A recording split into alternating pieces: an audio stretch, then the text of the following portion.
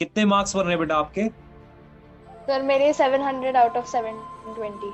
तो 12th के साथ है कि ड्रॉपर था? ड्रॉप था इस नहीं साल? सर, 12th के साथ फर्स्ट ईयर। अच्छा। और मेनली फिजिक्स वीक था, तो फिर अच्छा। फिजिक्स पे थोड़ा ज्यादा ध्यान दिया, उसकी प्रैक्टिस ज्यादा की। तो इससे अच्छा। अच्छा छोटे छोटे गोल सेट कर लो। उन छोटे छोटे गोल्स को मीट करोगे तो एक क्यूम्युलेटिव बड़ा गोल जो है आपका नीट एंड में, बहुत बढ़िया। उसकी तैयारी आपकी ऑटोमेटिक हो जाएगी। जब मैं अपनी 2 साल की जर्नी को देखती हूँ पीछे मुड़ के, तो समझ में आता है कि पेशेंस जो था वो मेरा कई बार टेस्ट हुआ है और कई बार बाकी लोगों का भी होगा। पेशेंस रखना बहुत जरूरी है, और एक सेल्फ बिलीफ रखना कि मैं कर सकती हूँ, वो भी जरूरी है। Hello sir, good hello. Afternoon. Good afternoon. कितने मार्क्स बन रहे हैं बेटा आपके? सर मेरे 700 आउट ऑफ 720। अच्छा, 700 मार्क्स हैं। जी सर। किस स्टेट से हो बेटा आप? महाराष्ट्र। अच्छा, महाराष्ट्र से हो आपका। तो 12th के साथ है कि ड्रॉपर था? ड्रॉप था इस नहीं साल? सर, 12th के साथ फर्स्ट ईयर। अच्छा, 12th के साथ है। जी बढ़िया बढ़िया, सर। मतलब बहुत अच्छा स्कोर आ गया आपका। कितना थैंक रहा? You sir. कितना बायो में, कितना है फिजिक्स में, कितना है केमिस्ट्री में, कितना है? सो सर बायो में 350 है। ऑल्दो अच्छा। वो जो एक बोनस क्वेश्चन होना चाहिए था एनाटॉमी बॉटनी वाला? वाला, उसको हटा एनाटॉमी। दे। हाँ, उसको हटा दे तो 355 है। अच्छा। फिजिक्स में 180 ऑन 180, बढ़िया। और केमिस्ट्री में 170। 170। Yes sir. बढ़िया है बेटा, आपका काफी अच्छा स्कोर आ गया। और आपका कैसा रहा बेटा पूरा जर्नी? थोड़ा सा बताओ मुझे अपने बारे में कि। तो सर मैंने अपनी जो प्रिपरेशन थी वो 11th में शुरू की थी प्रॉपर। 10th और 11th के बीच का जो गैप था उसमें थोड़े बहुत लेक्चर्स देखे थे। बाकी मेन 11 12th में शुरू की थी मैंने। अच्छा। और मतलब ऐसे बहुत स्मूथ जर्नी तो नहीं थी, क्योंकि 11th में जब नया नया जब शुरू किया था तब इतना आइडिया नहीं था क्या कैसे करना है, तो थोड़ा अच्छा। अनप्लान्ड सा ही चल रहा था। फिर धीरे धीरे जैसे जैसे टाइम हुआ और मैं 12th में एंटर हुई, तो अच्छे से समझा कि क्या करना है कैसे करना है, और स्ट्रक्चर्ड वे में फिर पढ़ाई शुरू की मैंने। और मतलब 11th में ऐसा था कि फिजिक्स थोड़ा वीक था, और मेनली फिजिक्स वीक था। बायो बायो पे ज्यादा फोकस रहता था क्योंकि बायो फेवरेट सब्जेक्ट भी था, तो मैं बायो अच्छा। ही करती रहती थी ऑलमोस्ट हमेशा। फिर वो समझ में आया कि 11th में मेरा को जो नीचे लेके जा रहा है वो फिजिक्स है। तो फिर अच्छा। फिजिक्स पे थोड़ा ज्यादा ध्यान दिया, उसकी प्रैक्टिस ज्यादा की, डेली प्रैक्टिस की उसकी। एक ऐसे शेड्यूल बनाया कि every day I do physics for 2 hours. तो वैसे किया फिजिक्स का। तो धीरे धीरे फिर फिजिक्स में भी इंटरेस्ट आने लगा। तो इस हिसाब से फिर फिजिक्स केमिस्ट्री बायो को थोड़ा इक्वल इक्वल लेवल पे लेके आई कि I am good with all three of them.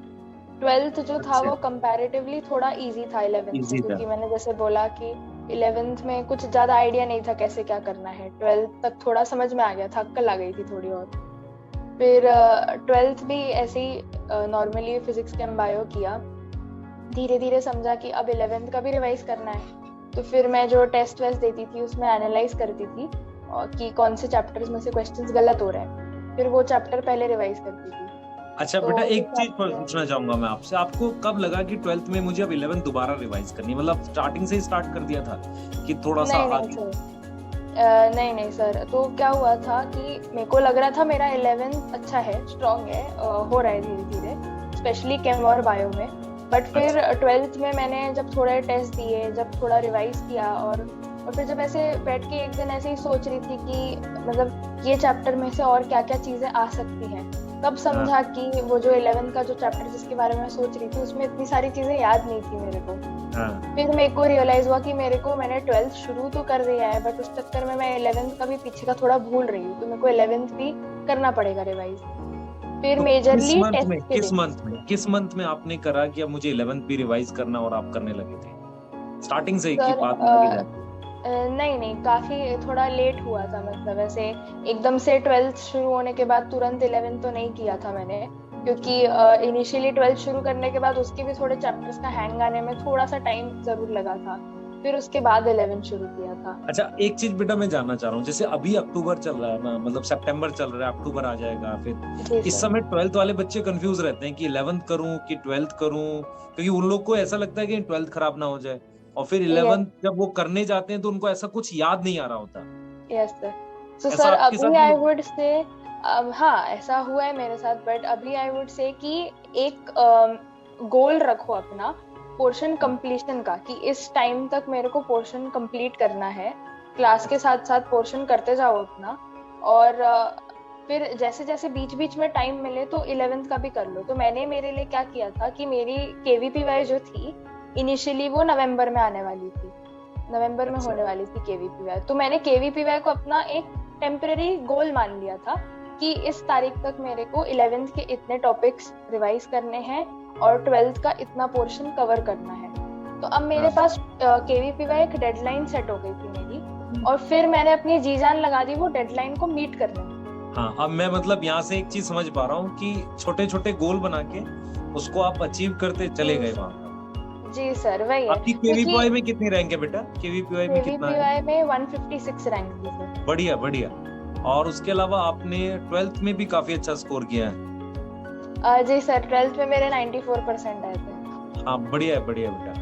मतलब मेरे को ये चीज समझ में आएगी, जैसे आप बता रहे हो कि यार छोटे छोटे गोल बनाते हैं तो उससे थोड़ा अचीव होने लगता है, तो फिर हम आगे बढ़ने लगते हैं। यस, नहीं तो क्या होता है सर कि मतलब जैसे फ्यूचर का बहुत आगे का सोच लिया तो उसके बाद टेंशन होने लगती है कि मेरा इतना नहीं हुआ है, तो उस चक्कर में जो प्रेजेंट में जो मैं चीजें कर सकती हूँ मैं वो भी नहीं करती हूँ। तो इससे अच्छा छोटे छोटे गोल सेट कर लो, उन छोटे छोटे गोल्स को मीट करोगे तो एक क्यूमुलेटिव बड़ा गोल जो है आपका नीट एंड में, उसकी तैयारी आपकी ऑटोमेटिक हो जाएगी।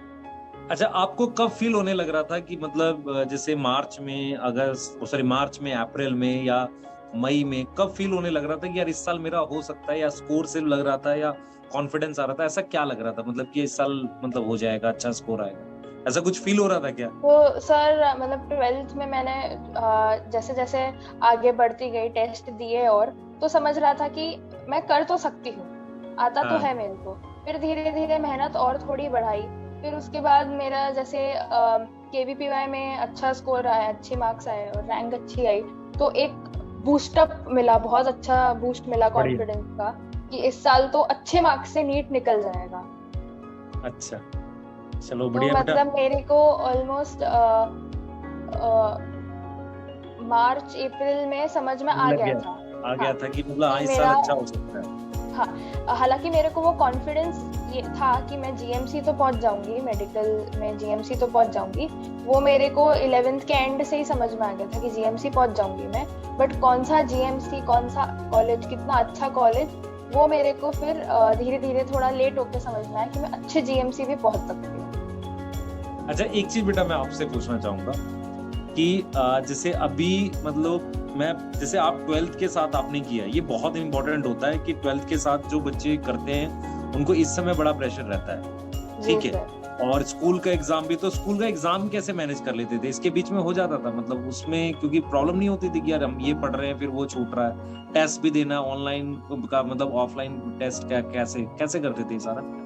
तो सर मतलब मैंने तो क्या किया था कि स्कूल की एग्जाम पे थोड़ा सा कम फोकस किया था, स्पेशली जैसे फिजिक्स, केम, बायो है हमारा, क्योंकि ऑनलाइन ही होता था, तो मैं एग्जाम के बस 2-3 दिन पहले ही पढ़ती थी। इनफैक्ट इवन बोर्ड्स के लिए जो था, तो मैं फिजिक्स, केम, बायो में इतनी मेहनत नहीं लगी मेरे को, क्योंकि नीट के जैसा ही पोर्शन है उसका, तो मैं अपना नीट जितना करके गई थी अच्छे से।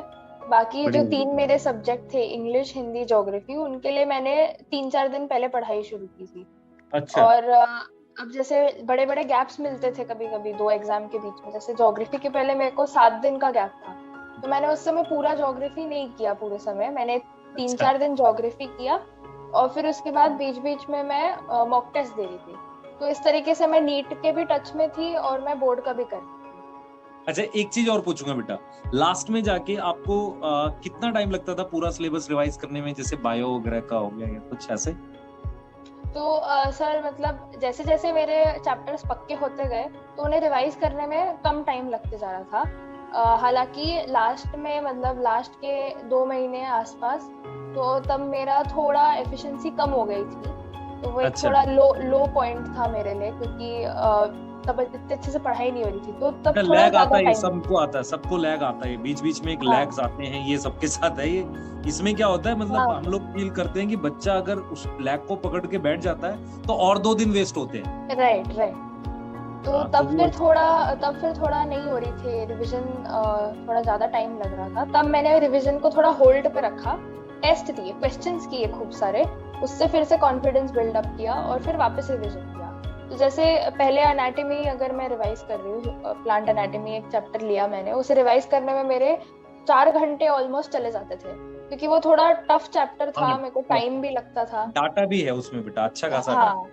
हाँ, but then as and when time गया और बार रिवाइज किया उसे, तो मेरा 1.5 आवर 2 आवर्स में हो जाता था। तो फिर पहले मेरे को पूरा चैप्टर रिवाइज करने में ऐसा होता था कि थोड़ा मन में सोचूं कि हाँ ये चीज इधर इधर है, ऐसा ऐसा लिखा है।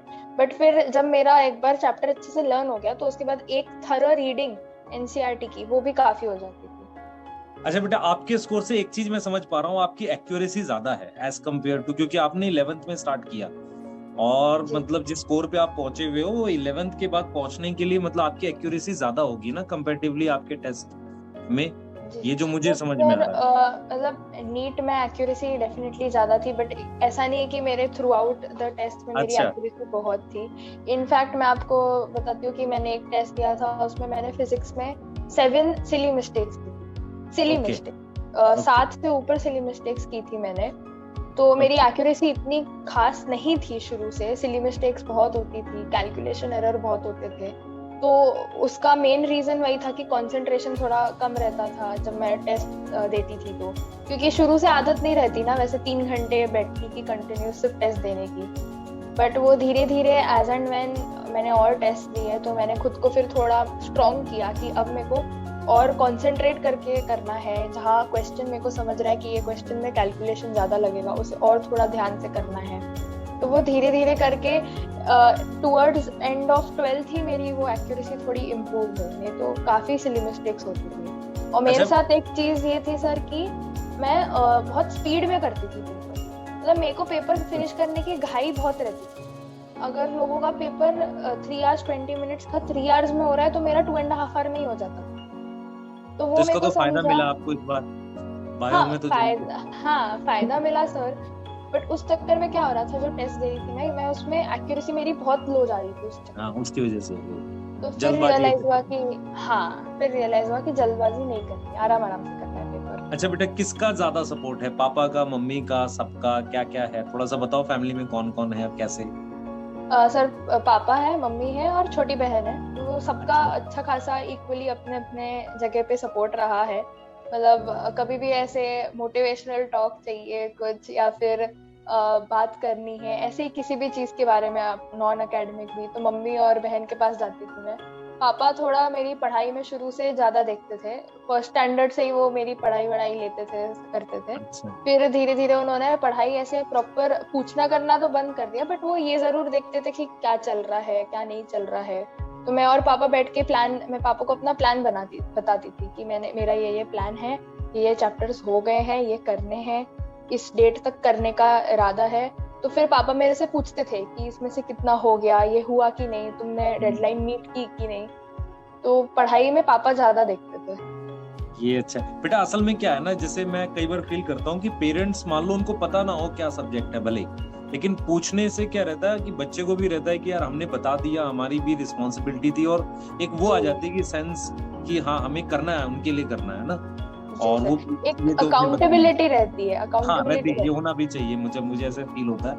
ठीक है बेटा, आपके से बात करके मुझे एक चीज समझ में आई कि 12th के साथ किया जा सकता है, और बहुत सारे बच्चे जो आपको देखेंगे वो ये जरूर जानेंगे कि 12th के साथ कैसे कर सकते हैं। कहीं ना कहीं छोटे गोल सेट करना है, क्योंकि अगर हम लास्ट को देखते हैं ना कि यार कैसे होगा, हो पाएगा नहीं हो पाएगा।